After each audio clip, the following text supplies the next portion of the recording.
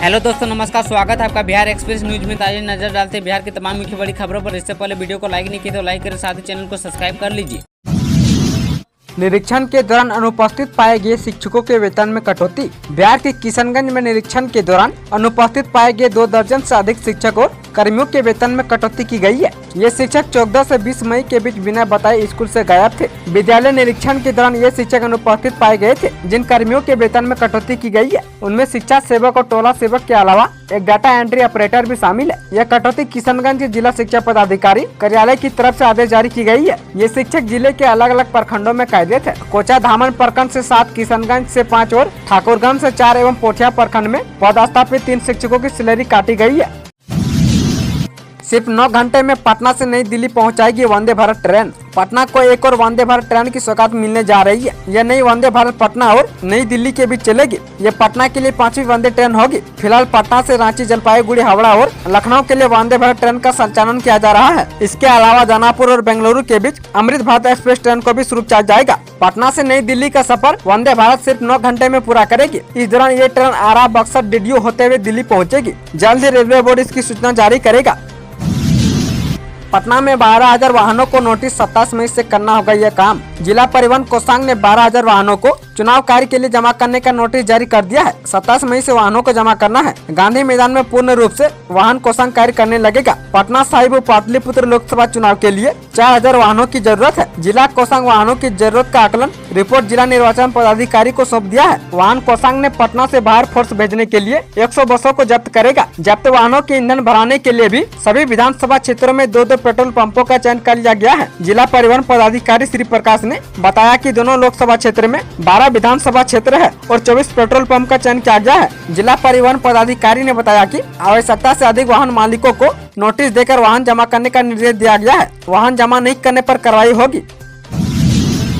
बिहार में दोपहर 1 बजे तक 36.48% हुई वोटिंग। पूर्वी चंपारण में एसपी और डीएम ने डाला वोट। बिहार में शनिवार को छठे चरण की 8 सीटों पर मतदान शांतिपूर्ण से समाप्त हो गया है। चुनाव को लेकर वाल्मीकि नगर, पश्चिम चंपारण, पूर्वी चंपारण, शिवहर और वैशाली, गोपालगंज, सिवान एवं महाराजगंज संसदीय सीट में 14,872 बूथों की स्थापना की गई है। हर बूथ पर औसतन 1,004 मतदाताओं के मतदान की व्यवस्था की गई है। वहीं 1,49,00,000 से अधिक मतदाताओं द्वारा 86 प्रत्याशियों के भाग्य को ईवीएम में बंद किया जाएगा। बिहार में दोपहर 1 बजे तक 36.48% मतदान हुआ। वहीं वाल्मीकि नगर लोकसभा क्षेत्र में ओवरऑल 20.11% मतदान हुआ है और पूर्वी चंपारण में 38.78% मतदान हुआ है। इसके अलावा शिवहर लोकसभा में 39.30% वोटिंग हुई है।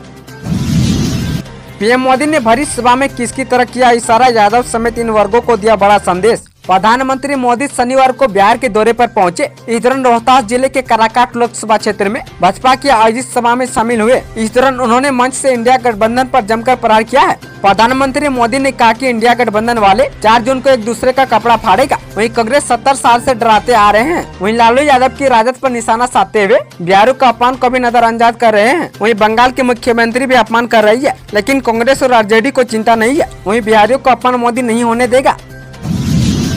50 दिनों में पीएम मोदी का 9वां बिहार दौरा, काराकाट, बक्सर और पाटलिपुत्र में चुनावी रैली। प्रधानमंत्री नरेंद्र मोदी आज बिहार के 3 लोकसभा क्षेत्र में चुनावी सभा को संबोधित करेंगे। वे तीनों लोकसभा क्षेत्र में लोगों से एनडीए प्रत्याशियों के पक्ष में वोट मांगेंगे। जानकारी के अनुसार पीएम की पहली सभा पाटलिपुत्र लोकसभा क्षेत्र में विक्रम की कृषि भवन में होगी। पीएम की तीसरी सभा बक्सर के अहिरौली में होनी है। लोकसभा चुनाव में पीएम का यह 9वां बिहार दौरा है। इसके पहले पटना में एक रोड शो के अलावा पीएम जमुई, नवादा, गया, पूर्णिया, अररिया, मुंगेर और दरभंगा, हाजीपुर, वैशाली, सारण, महाराजगंज एवं पूर्वी चंपारण में चुनावी सभा को संबोधित कर चुके हैं। वहीं भाजपा अध्यक्ष जेपी नड्डा रविवार यानी काराकाट, आरा और नालंदा में सभा करेंगे।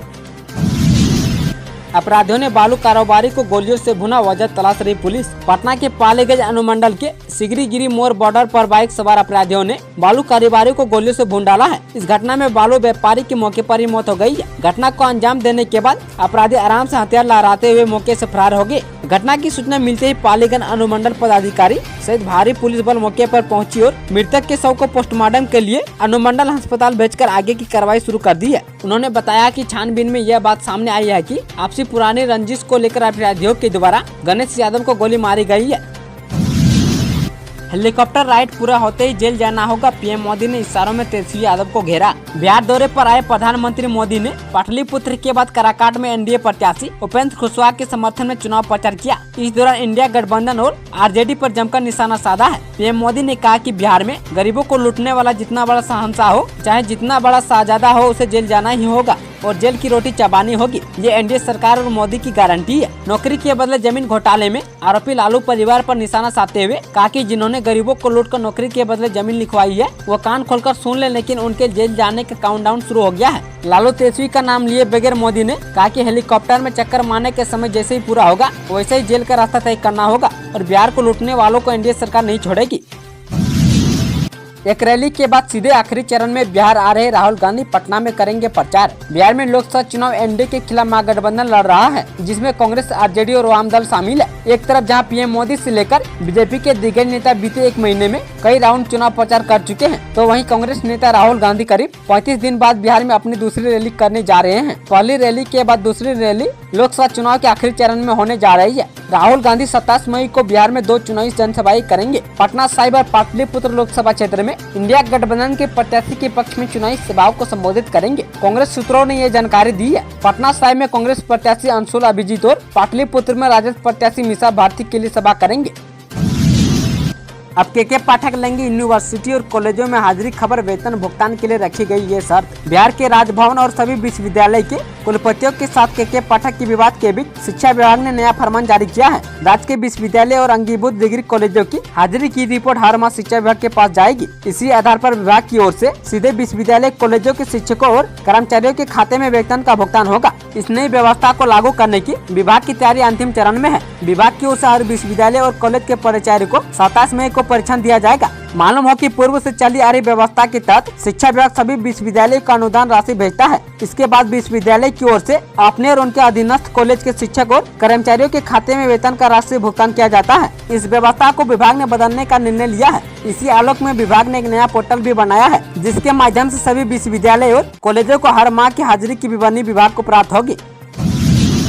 अब 3 दिन पहले जान सकेंगे हवा कितनी खराब रहेगी, इन शहरों में मिलेगी सुविधा। प्रदूषण नियंत्रण बोर्ड वायु प्रदूषण का 72 घंटे पहले हवा की गुणवत्ता की पूर्वानुमान करने की तैयारी में जुटा है। दिसंबर 2024 से पटना, गया और मुजफ्फरपुर में यह सुविधा शुरू होगी। इन शहरों में हवा की गुणवत्ता के बारे में 3 दिन पहले जानकारी मिल जाएगी। पहले पटना में यह सुविधा शुरू होने वाली थी, लेकिन अब गया और मुजफ्फरपुर को भी शामिल कर लिया गया है। बिहार राज्य प्रदूषण नियंत्रण पार्षद मौसम विभाग के साथ मिलकर वायु प्रदूषण का डाटा का अभी से हो रही आकलन करना शुरू कर दिया है।